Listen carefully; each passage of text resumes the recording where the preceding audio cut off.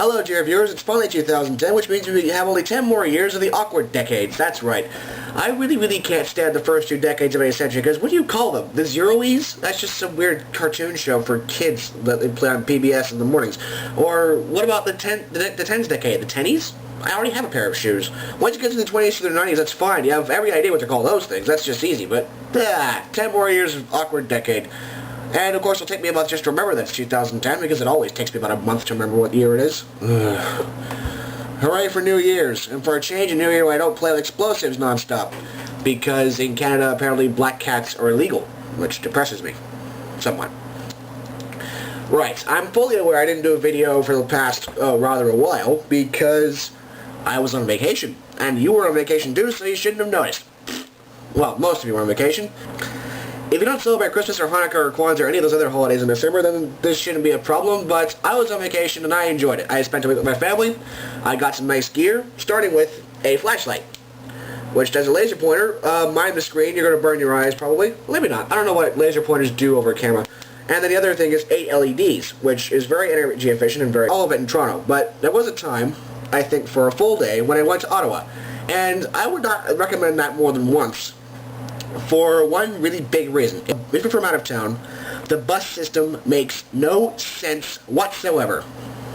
So, I mean, seriously, the conductors don't announce any of the stops, which if you're trying to get somewhere and you don't know where it is, it's like, you're passing the streets, which bit is this? I'm not going to tell you. I'm from Toronto. I mean, come on, I don't know anything here. Well, I'm not going to tell you anything. Fine. You come on the TTC. You'll find it's much nicer. Take a few points from it. Now, today is the 12th day of Christmas, which means that I ought to give you my own version of the 12 days of Christmas, because every single comedian has done that since the dawn of time, and who am I to break with tradition? However, I have been informed by a large number of my friends, and I do mean rather a large number, that I am absolutely crap without backup singers and backup instrumentalists. So, rather than actually sing the Tang's 12 Days of Christmas, I'll just put in the sidebar over there what the actual lyrics to the 12th verse are, because that means you get the other 11 verses as well.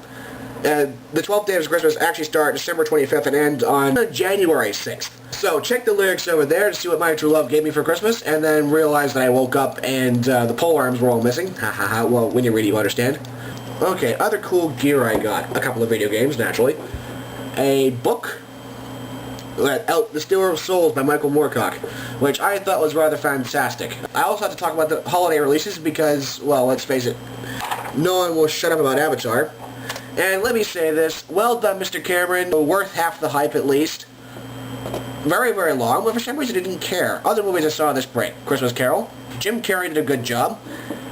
I saw 2 movies in 3D, which is the first time I've seen movies in 3D in ages, which was pretty cool. Christmas Carol was good. Also saw Sherlock Holmes. And I know I'm going to get eggs thrown at me from some people for saying this, but I have ways to get back at you for it, so don't. Sherlock Holmes was pretty good. I rather liked the direct quotes to the books. It was more cerebral than I was led to believe by certain people, who are also going to be the ones throwing eggs at me. Action sequence good. Direct quotes from the books, fantastic. I really liked that part. I also liked the side cuts. That was interesting cinematography on the part of the director. Now, Badinjak is a log, I'm not sure I'm pronouncing this right, B-A-D-N-J-A-K, is a log brought into the house and placed on the fire on the evening of Christmas Eve, a central tradition in Serbian Christmas celebrations. The tree is from which the Badinjak is cut. Badinjak? Why do they have more consonants in this? I'll put a link over there. Maybe you can tell me how it's pronounced. Video responses would be nice. And I'll tell you what, I will sing my 12 Days of Christmas tomorrow if I get at least 3 comments from 3 different people.